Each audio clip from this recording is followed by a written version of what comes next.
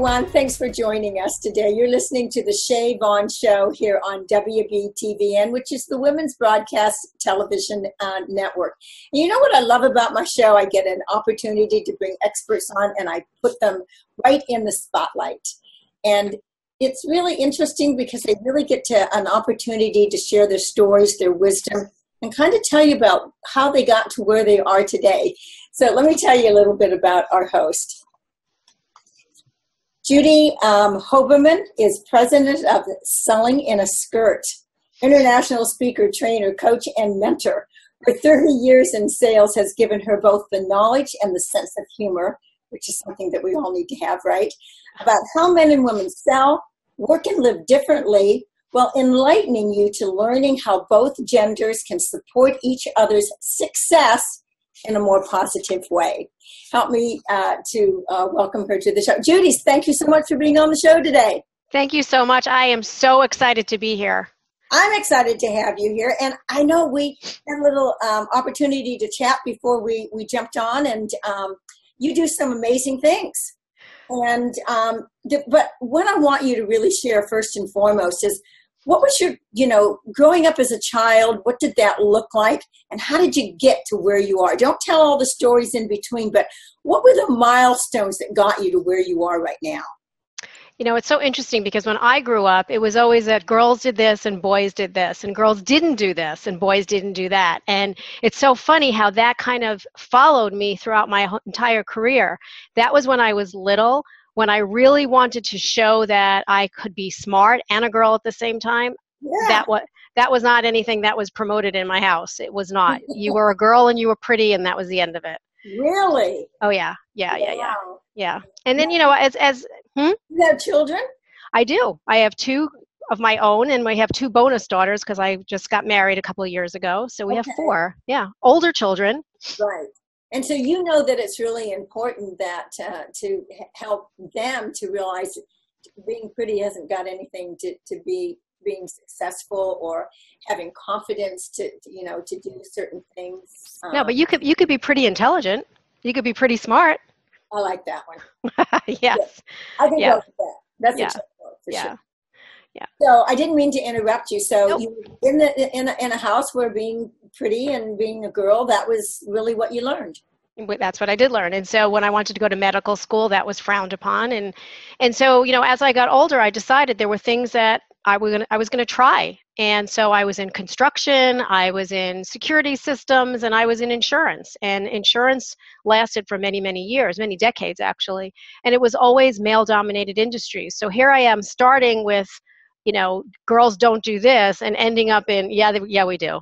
Yeah, we do that. Yeah, I mean, oh my goodness, it puts such barriers in front of us as far as not supposed to do this and you can't do that and whatever. I mean, heaven forbid if you're on a baseball team or something, Oh, no. That would be a no-no. Oh, okay, No. So what changed? What changed you?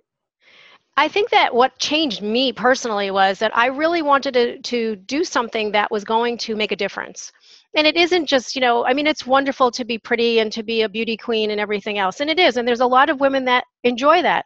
Mine was more, I want to give of me. I want to do something that's going to be valuable, that people are going to say, wow, I learned so much from you. So I started out as a teacher instead of medical school, because that's what I was told. That's what girls do. And interesting enough, as I went, going forward many years, many decades, and into what brought me here now, I still do training and coaching and mentoring, and that really is still teaching and bringing value. So absolutely, and there's such a need for it. More importantly. Absolutely. Because people do need mentors and they need help. And so many times in coaching and talking with women across the country, it's the biggest thing is that they just can't do it on their own. They don't want to be alone with it.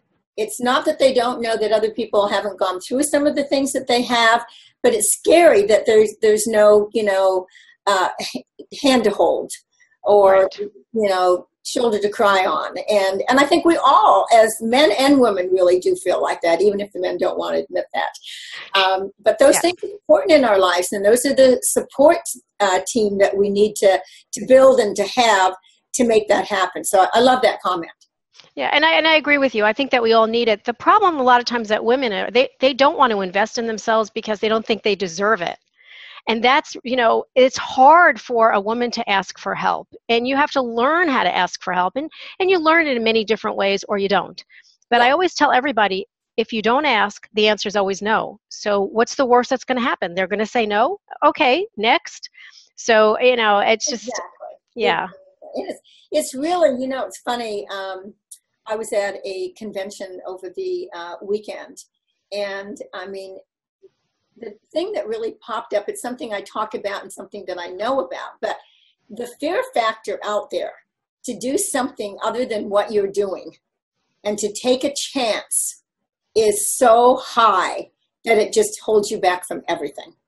It does. But now you have to ask yourself, are you more afraid of failing or are you more afraid of succeeding? And sometimes it's a combination. You're like, Yes. so what if I do succeed? Oh my God, then what happens? Exactly. So that's really tough as well. And the biggest thing that I find with women is confidence. They don't know how to find their own inner self-worth and the confidence that they need. And a lot of times when I'm brought in as a speaker, they ask me to talk about confidence.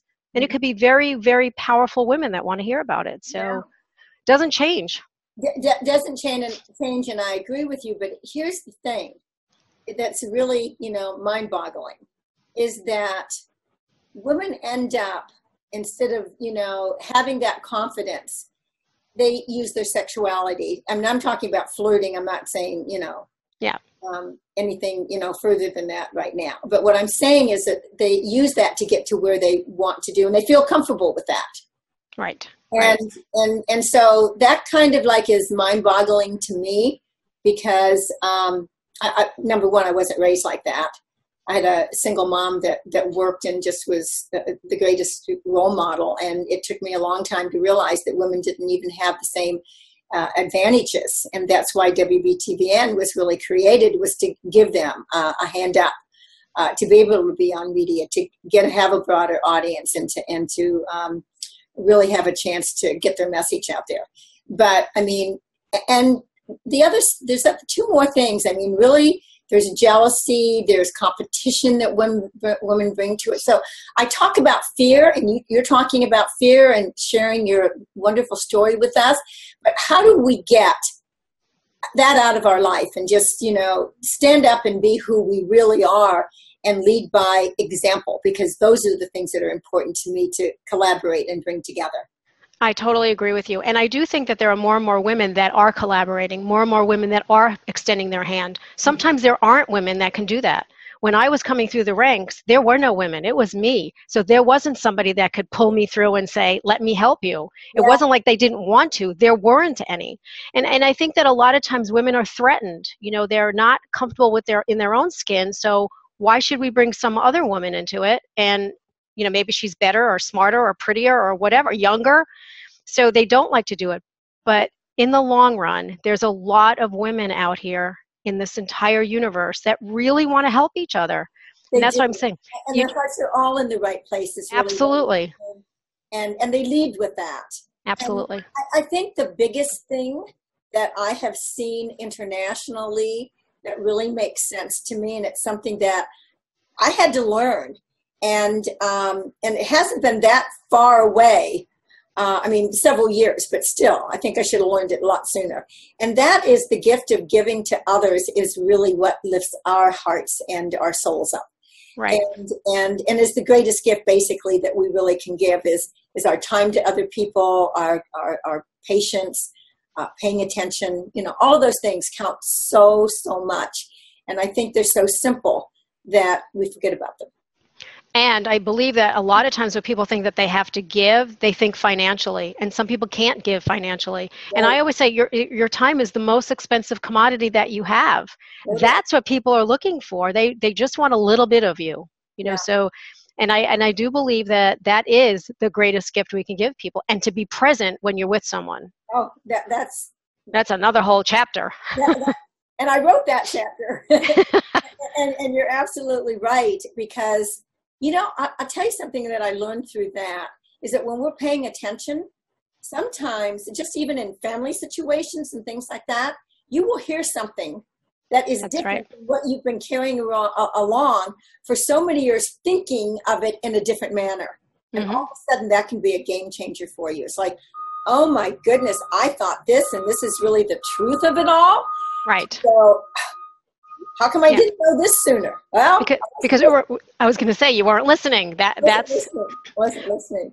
So, you're doing so many things, but what actually encouraged you to really follow your dream and live the dream that you're doing right now, which is, you do a lot of videos that you put out there, and you do your own radio show on a weekly basis. You do coaching, and I think are you writing a book? The book is written. It's almost coming out. Almost. It hadn't come out, but I didn't know how far along you were with it. Yeah. All of these things, and I have to honestly tell you, it's just amazing to talk with women and find out all of these different talents that they've brought together. And all the things that they're doing. I often say they need a stage for that, and I'm prejudiced, of course, as far as WBTVN is concerned, only because I think there's a platform for everyone to really find a home for all the things that they do. And that doesn't necessarily mean that needs to be on TV, because sometimes the timing is not right and may never be. But for a lot of people, it is a dream come true. Absolutely. And so I totally agree with that. So living your dream right now, loving what you're doing, because you had so many other things that you were doing before this, and you finally took charge of your life, which is so important. So just tell me a little bit about that. When I decided, I was in corporate America for 2 years of my entire life. I've never, ever done anything other than be an entrepreneur. And those 2 years actually showed me that I'm not corporate. That isn't where my heart is. And so when I left, I resigned, and I left everything. You don't get anything when you resign. It's not like somebody's going to say, well, here's thank you so much. You're not paying the bills anymore. That's right. But what happened was, I actually think I sat down and I said to myself, if I was starting over right now, what would I be looking for? And to me, it was always a coach or a mentor or somebody that could help me pave the way. And that's what I wanted to do for women. That's what I wanted to say. Let me help you. Let me give you the hand that I wish I would have had. And that's what drove me to start my company and to really go forward, because I'm all about giving back. That's what I love to do. So it seems like you were actually, constantly working in a male-dominated industry, and then you learned that wasn't for you. You wanted to be that entrepreneur, and you wanted to work with women and help women and be part of all of that and unite. Well, I was an entrepreneur, and I still worked for male-dominated industries. That did not change whatsoever. No. Yeah, and so it's kind of followed me, and I don't even know why that is, but I'm really glad it is or was, because that's what brought me to today. But it's just a different way of learning and a different way of being, and it's only different. It's not better, worse, right, wrong. It's just different. Right. And that's what I try to promote, that the differences can actually be assets, not liabilities. Yes, and there's never judgment on what that happens to be, because we're all different people. That's right. We look at things differently. Our emotions, are different, because we react to certain things that other people just kind of like let it just, fall off their back. Just don't give much attention to it. So what are some of the challenges that you find that really face women in business specifically? I think one of the challenges is they don't get all the opportunities that their male counterparts are getting. And it's still happening in 2017, and it's not ever going to be 100% equal. My tagline is, women want to be treated equally, not identically. So just give us the opportunity, and then let us be us. Yeah. So I think that's one of them. The other thing is, I do believe that we still carry the brunt of the extracurricular activities. So when you're in business, it doesn't matter what level you are, whether you are administrative assistant or you are the corporate VP. When you go home, you still have the family, you still have all of that. So time management is very tricky for us. Absolutely, multitasking all the time, and yep. Yeah. And I think when you were talking about being present, it's kind of like single moms. and Mm-hmm. they help the kids with their homework and all kinds of different things. Of course, they've always got their phone in their hand, and so they're texting and multitasking. And the thing that we don't realize that's so important is these kids grow up, and then you have conversations with them, say, what do you mean? I was there with you all the time, helping you do your homework and doing all things. And they kind of sit back and they go, I don't think so, Mom. You were just texting and doing your own thing. That's right. You didn't really pay attention to me. And Yeah. that's the reality of what is going on, that we need to really focus on the things that are important to us. And sometimes they can be important, don't you think? But we don't treat them like they're important. Because we think that they're going to just go away, and it doesn't. You know, the interesting thing was I was in a conference, and it was in Canada, and for some reason my phone was not working, even though I have, you know, unlimited in Canada. And the very first day I was totally freaked out. Like, what if somebody needs me? What if they have to call me? But then I realized I could be 100% present at this conference. And oh my goodness, what a difference that was, not having to grab your phone and, you know, respond quickly. So I know what it's like to be present. And I love when somebody doesn't think that their phone or their computer is more important than me, because I would never do that to anybody else. And that's what we have to teach people, that this is more important. Eye contact and being present is more important than worrying about, you know, some kind of game or whatever. So where does confidence come from in playing and being with women in business, though? I mean, confidence seems to be, you know what I think about confidence is somebody's either overconfident or they don't have any. And where do we talk about, you know, balance in our lives. And that's a tough place to get, and especially in the business world. Mm-hmm. And so how do women find that, you know, in business? Well, some of the things that you have to do, as I call them my rules, because I am the boss of me, but you know, you have to be able to say no, because otherwise you become that person that everybody dumps everything on. And that's hard, because then you are just another, you know, doormat, and that doesn't give you any kind of confidence. Yeah. You have to be able to ask for help if you need it. It's not a sign of weakness, it's a sign of strength. Okay, you know, it's all of these little things that you don't even realize make a difference in your life. But confidence means maybe you need to learn more about the company you're working with, or about your business, or even as you and I were talking, and I didn't know this about TV and you didn't know this about radio or whatever. So we're sharing information. Well, that just makes it, you know, more confident that the next time you ask me, I could say, you know what, Shea, I actually looked that up and here's what I found out. You know, it's right. Yeah, I mean, it's kind of like, I hadn't thought about that before, and somebody, you know, asked you a question. I shared with you that I used to do a radio show all the time for several years, and it was in the beginning that I was asked certain questions that I didn't have the answers to, and so it was like, oh, if I'm going to get asked that again, I better go out and find out what the answer, you know, is to that. And those things are really important. So here's what my question is this time. Okay. So what's next for you, girl?